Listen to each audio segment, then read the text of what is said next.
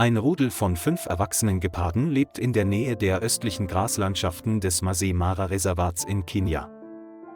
Sie sind eine sehr effektive, koordinierte Jagdgruppe, die oft im Morgengrauen Antilopen oder Hasen angreift. Ihr dunkelgoldenes Fell ist mit schwarzen Girlanden hervorgehoben, sodass sie aus der Ferne im Gras leicht zu erkennen sind. Sie jagen in Gruppen, lassen einander nie lange links liegen und bleiben durch Brüllen oder Fellpflege immer in Kontakt. Doch in den letzten 3 Tagen ist das Grasland ausgetrocknet und von Beutetieren ist keine Spur mehr zu sehen. Der Hunger ließ sie weiterlaufen, sie schnüffelten durch Büsche und schlichen auf Zehenspitzen durch seichte Bäche. Die Sonne stand hoch am Himmel, die Hitze war so intensiv, dass sich die ganze Herde zwischen den niedrigen Bäumen zum Ausruhen hinlegte, doch ihre Mägen knurrten noch immer vor Hunger. Am Nachmittag des 3. Tages führte der Leiter die Gruppe am östlichen Rand entlang dort, wo dieser an das Ackerland grenzte. Schon von weitem konnten sie den Geruch der Ziegen, Kühe und sogar des Futters wahrnehmen, das in der Nähe des Maschendrahtzauns verstreut lag. Ihr Überlebensinstinkt treibt sie dazu, sich diesem Gebiet zu nähern, obwohl sie wissen, dass es sich in der Nähe menschlicher Lebensräume befinden könnte. Die Leoparden liefen mit gespitzten Ohren an der Reihe dorniger Akazienbäume entlang und richteten ihren Blick auf das Ackerland vor ihnen. Die 5 behielten eine dichte Formation bei und gingen schweigend auf das eingezäunte Feld zu. In der Ferne sind Holzscheunen, dünner Rauch und hohes Gras zu sehen, klare Anzeichen für Viehzucht. Da sie im Reservat nichts fanden, waren sie gezwungen, sich näher an das von Menschen kontrollierte Gebiet zu wagen.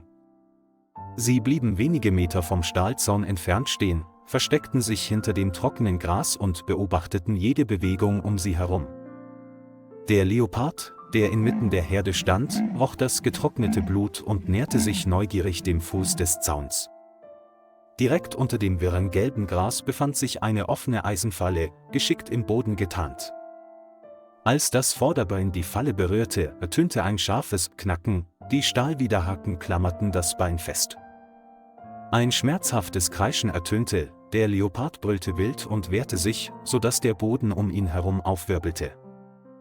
Die übrigen 3 Leoparden drehten sich sofort um und rannten zurück, wobei sie laut brüllten, ihre Körper senkten und als Reaktion darauf ihre Schwänze hoben. Der gefangene Leopard wehrte sich, doch je mehr er sich wehrte, desto mehr Blut floss aus dem Spalt zwischen den Eisenstangen. Die ganze Herde geriet in Aufregung und bewegte sich um das verletzte Tier herum, als suchte sie Halt. Sie knurren ständig, sowohl um sie zu schützen als auch um vor einer drohenden Gefahr zu warnen. Der schmerzerfüllte Schrei des Leoparden hallte weithin wider, wurde über das stille Feld übertragen und klang eindringlich. Die Leoparden hatten keine Ahnung, was die Falle war, sie wussten nur, dass ihr Freund im kalten Metall zappelte.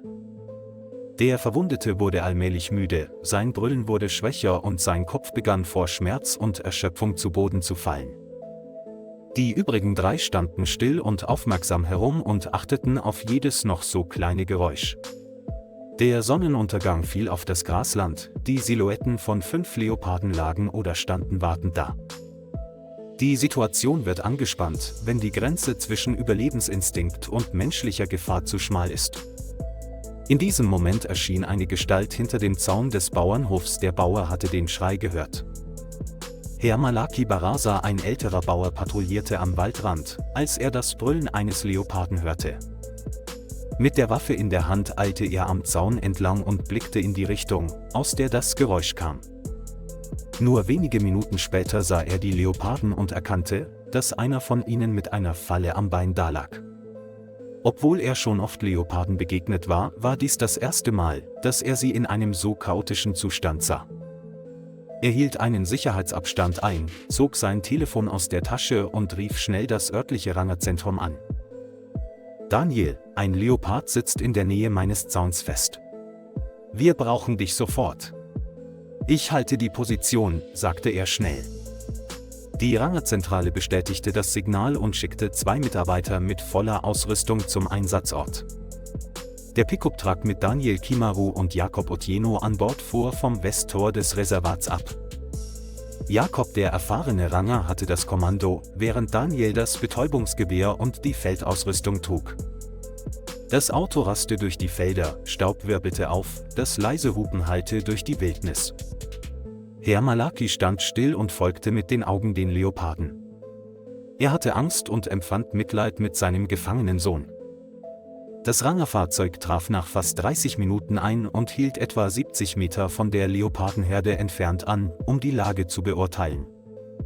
Daniel stieg als erster aus dem Auto, das Betäubungsgewehr im Anschlag, und blickte angespannt auf den Panther, der dalag und nach Luft schnappte. Jakob folgte ihm, in der einen Hand einen Suchscheinwerfer und in der anderen einen Peilstab, bereit, weitere Alarme zu verscheuchen. Die 3 verbliebenen Leoparden knurrten, als sie die Person kommen sahen, blieben jedoch auf Distanz und griffen nicht an.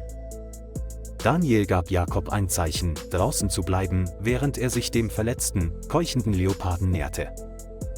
Eine Betäubungskugel traf die Schulter des Leoparden, dieser zuckte nur leicht zusammen und verlor dann langsam das Bewusstsein.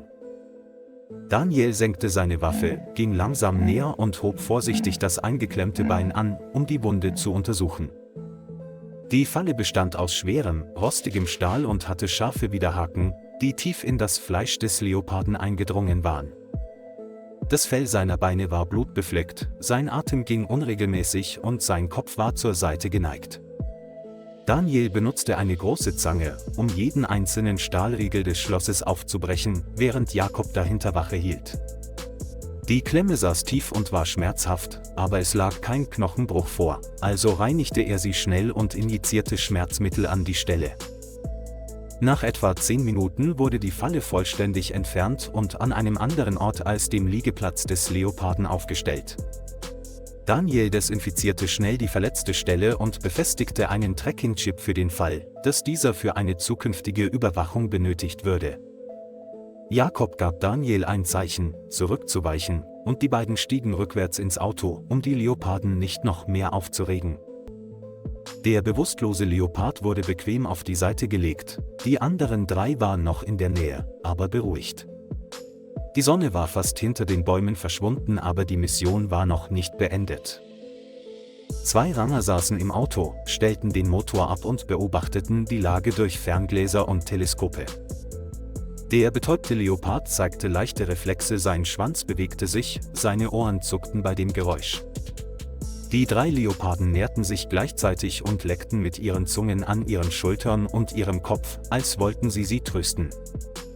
Daniel funkte an die Zentrale, dass die Lage stabil sei, und forderte medizinische Hilfe an, die jedoch nicht erforderlich sei. Jakob hat den Injektionszeitpunkt, die Anzahl der Injektionen und die Situation aufgezeichnet, um den Bericht auszufüllen. Der verletzte Leopard begann, die Augen zu öffnen, hob langsam den Kopf und kam dann humpelnd auf die Füße. Ein anderes Tier stützte seinen Freund mit seinem Körper und hielt dabei einen Sicherheitsabstand zu dem Menschen ein, ohne den Blick von ihm abzuwenden. Daniel schlug vor, das Auto langsam zu bewegen, um die Leoparden von der Farmgrenze wegzulocken. Das Auto schob sich langsam hinter die Herde und gab dabei ein leises Warngeräusch von sich. Die 4 Leoparden bewegten sich langsam, hinkend, aber geordnet, in Richtung des Reservats.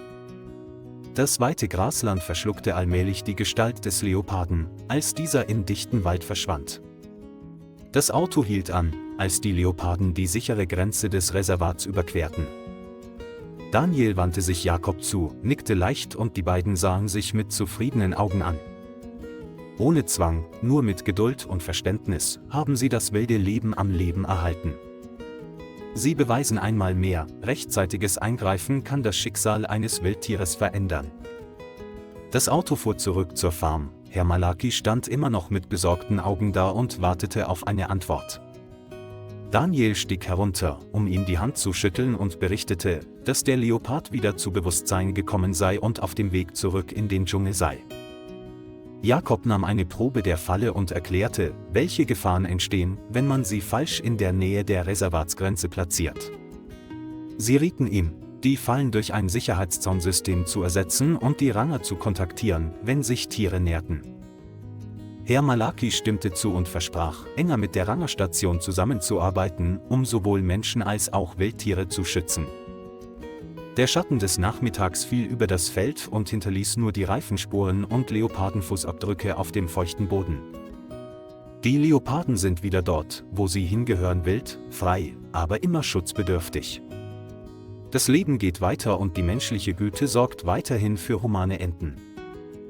Lieber Freund, danke, dass Sie sich die Zeit genommen haben, die Geschichte zu verfolgen. Vergessen Sie nicht, den Kanal zu liken und zu abonnieren, um uns zu unterstützen.